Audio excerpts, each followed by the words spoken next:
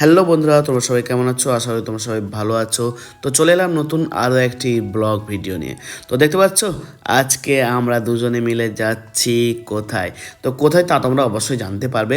তো দেখতে পাচ্ছ, দুই দিকের প্রাকৃতিক সৌন্দর্য, সকালবেলার যে সৌন্দর্য, সেটা আমরা দেখতে দেখতে কিন্তু আমরা বেরিয়ে পড়েছি ঘুরতে।